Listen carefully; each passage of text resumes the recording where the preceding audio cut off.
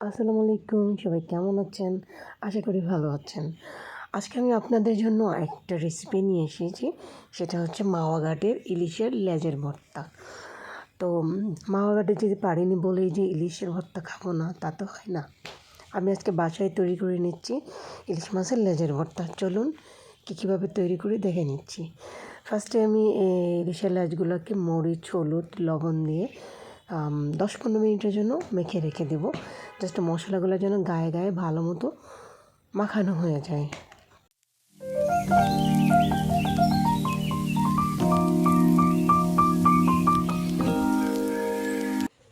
এবার আমি এই ইলিশ মাছের লেজগুলোকে ভালো করে ভেজে নেব, একদম মচমচে করে ভেজে নিব, যাতে কোনো রকম কাঁচা ভাব না থাকে। তো দেখতে পাচ্ছেন আমি এই পিঠ ও পিঠ ভালো করে নেড়ে চেড়ে ভেজে নিলাম। এখন আমি মাছগুলো নামিয়ে নিব এবং এইখানেই আমি কতগুলো শুকনো মরিচ ভালো করে টেলে নিব। আমার প্রসেসিংগুলো হয়ে গেছে। আমি এখন মাছগুলো ভালো করে কাঁটাগুলো ছাড়িয়ে নিব।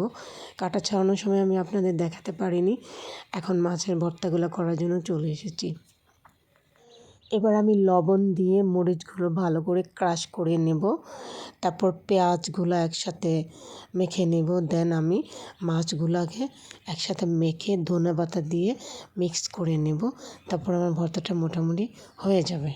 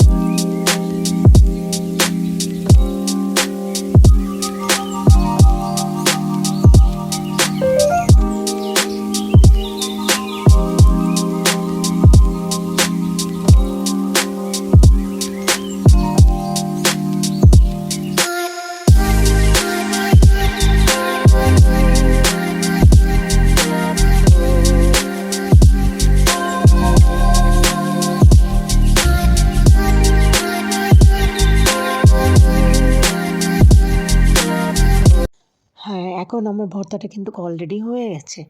এতক্ষণ পর্যন্ত ধৈর্য সহকারে আমার সাথে থাকার জন্য সবাইকে ধন্যবাদ।